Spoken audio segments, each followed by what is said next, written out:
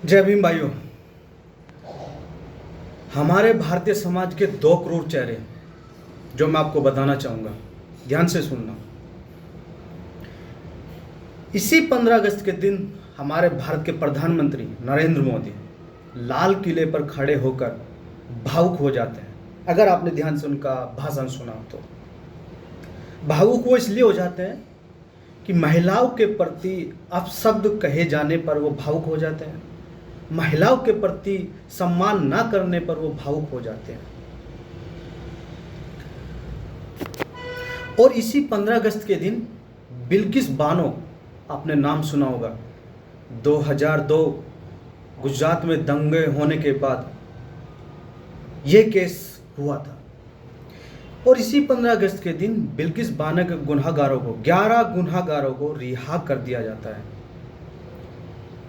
बल्कि उनके चरण स्पर्श तक किए जाते हैं, उनको मिठाइयाँ खिलाई जाती है। और मैं दावे के साथ कह सकता हूँ, इस घटना का और इस रिहाई का प्रयोग साल के अंत में गुजरात में जो चुनाव होने वाला है उसमें इसका प्रयोग किया जाएगा। नंबर 1 चेहरा। नंबर 2 चेहरा, एक 9 साल का बच्चा जिसे राजस्थान में एक स्कूल के अंदर बड़ी बेरहमी से पीटा जाता है और उसकी मौत हो जाती है, सिर्फ मटकी से पानी पीने के लिए। इसी 15 अगस्त के दिन उसकी मौत हो जाती है अहमदाबाद के हॉस्पिटल में।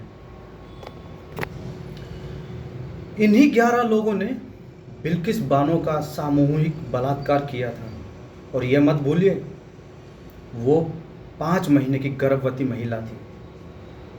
और इन्हीं 11 लोगों ने उसकी 3 साल की बेटी को भी मौत के घाट उतार दिया था। और इन्हीं 11 लोगों ने उसके परिवार के 7 लोगों को मौत के घाट उतार दिया था, बिल्किस बानो के आंखों के सामने। और बिल्किस बानो जो बताती है, आज भी बताती है, वह उनके पैरों में गिड़गिड़ा रही थी और छोड़ने की उनसे जो उम्मीद लगा रही थी, हाथ जोड़कर उनसे प्रार्थना कर रही थी, मुझे छोड़ दो, मैं 5 महीने की गर्भवती हूँ। लेकिन इन गुनाहगारों ने उसकी एक ना सुनी और एक एक करके इन 11 गुनाहगारों ने उसका बलात्कार किया था। और इसी 15 अगस्त के दिन उनको रिहा कर दिया जाता है। मैं पूछना चाहता हूं प्रधानमंत्री नरेंद्र मोदी से, जब आप महिलाओं के प्रति भावुक हो जाते हैं तो बिल्किस बानो भी इसी देश की महिला थी, बिल्किस बानो की 3 साल की बेटी भी इस देश की बेटी थी, तो आज आप चुप क्यों हैं?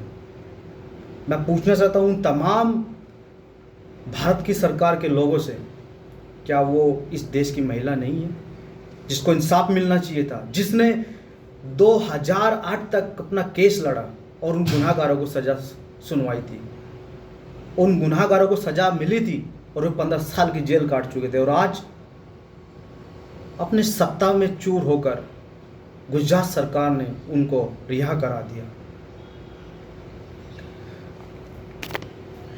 दूसरा, राजस्थान में जो घटना हुई है, 9 साल के बच्चे की मौत, स्कूल में रखी मटकी जो प्रधानाध्यापक के लिए थी, उससे बच्चे ने पानी पीने की कोशिश की, उसने मटकी को छुआ और उस प्रधानाध्यापक ने उसको बेरहमी से पीटा। वो इतनी बेरहमी से पीटा कि उसकी मौत हो जाती है इसी 15 अगस्त के दिन अहमदाबाद के हॉस्पिटल में। वो किस तरीके का अध्यापक है जो 9 साल के मासूम बच्चों को इतनी बेरहमी से मारता है? कभी कोई मारता है इतनी बेरहमी से?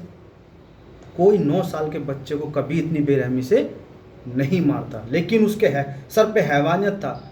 किस चीज़ का हैवानियत था मैं आपको बताता हूँ, क्योंकि वो एक दलित परिवार से था, एक दलित समाज से था। छुआछूत हमारे यहाँ आम बात है, हमारे समाज में आम बात है छुआछूत। ये एक घटना नहीं है, ये घटना हमारे समाज में बहुत सारी घटनाएं हैं। अगर मैं गिनाने लगूंगा तो ये अनगिनत घटनाएं हो जाएंगी। और ये वो घटनाएं हैं सिर्फ जिसका वीडियो वायरल हो जाता है, जिसकी खबर आ जाती है, समाज के लोगों के सामने आ जाती है, ये वो घटनाएं हैं। वरना बुलंदशहर का वो दूल्हे को गोली मार जाती है अगर घोड़ी पर चढ़ जाता है तो। हाथरस में लड़की के साथ रेप कर दिया जाता है दलित समाज के साथ। और पश्चिम यूपी के गांव की बात है, वहां फरमान सुनाया जाता है। और अभी ये राजस्थान में जो घटना हुई, और इस घटना से पहले एक और घटना, इंद्रजीत मेघवाल जो एक अच्छा दिखने में अच्छा सुंदर सजीला लड़का था, उसका कसूर सिर्फ इतना था कि वो सुंदर दिखता था और मूंछों को ताव देता था। राजस्थान के उन लोगों ने उसको मौत के घाट उतार दिया। आखिर ये कब तक चलता रहेगा? कोई बोलता क्यों नहीं है? कौन कहता है कि हमारा देश आज़ाद हो गया? कैसे आज़ाद हो गया? अगर आज़ाद हो गया है, अगर आज़ाद कराना ही है तो देश को पहले जातिवाद से आज़ाद करो, जाति मुक्त बनाओ, उसको जातिवाद मुक्त बनाओ, भेदभाव मुक्त बनाओ, छुआछूत मुक्त बनाओ। एक रहने की जो उम्मीद भारत सरकार करती है, उस उम्मीद को कायम करने के लिए अपने प्रयासों का सही उपयोग करें। लेकिन वो सब नहीं होगा, क्योंकि ये सब दिखावे हैं, ये आंसू महिलाओं के प्रति सम्मान सब दिखावा है और कुछ नहीं है। चंद वोटों की खातिर तुम लोग इस कदर हो गए हैं कि आप 11-11 लोगों को रिहा कर दिया जाता है, जिसको दोषी करार दिया जाता है, रेप के दोषी करार दिया जाता है और 15 साल की सजा काट रहे हैं। और कुछ ही दिन पहले का फरमान है गृह मंत्रालय का, मैं आपको दिखा नहीं पाऊंगा, नेक्स्ट वीडियो में मैं आपको वो फरमान जरूर दिखा दूंगा, जिसमें साफ साफ लिखा था कि जो मुजरिम बलात्कार का दोषी पाया गया या आरोप साबित हो गया, उसको कभी भी रिहा नहीं कर सकती भारत सरकार या भारत की कानून व्यवस्था। लेकिन 15 अगस्त के दिन क्या हुआ आप देख सकते हैं, उन 11 लोगों को रिहा कर दिया जाता है। तो इसका क्या मतलब है ये आप बखूबी समझते हैं मेरे दोस्तों। लेकिन मैं ये कहूँगा कि बिल्किस बानो को जो एक उम्मीद उसके साथ चल रही थी वो आखिरकार ख़त्म हो गई है। और ऐसी ना जाने कितनी महिलाएं अपने भारत सरकार से और अपने न्याय की व्यवस्था से उम्मीद लगा के बैठी है कि कभी न कभी हमें इंसाफ मिलेगा। लेकिन मुझे ऐसा लगता है भी ये इंसाफ की जो अदालत है या न्याय व्यवस्था है, अब उससे आम आदमी का विश्वास उठता जा रहा है। और ये होता रहेगा इस तरीके का। सरकार किसी की भी हो, कहीं से भी हो, सब अपने यूज करने के लिए लोगों को, आम आदमी का प्रयोग करते हैं, उस तरीके की घटनाओं को अंजाम देते हैं और घटना देने के अंजाम देने के बाद में उनको रिहा भी कर दिया जाता है। इस तरह की घटनाएं हमारे देश में होती रहेंगी, वो चाहे मुस्लिम समाज हो या दलित समाज हो। आज मुस्लिम समाज पे भी बहुत अत्याचार हमारे देश में हो रहा है। मैं मुस्लिम समाज के ऊपर नेक्स्ट वीडियो बनाऊंगा, आप लोगों के साथ शेयर करूंगा, उसको देखना और ध्यान से सुनना।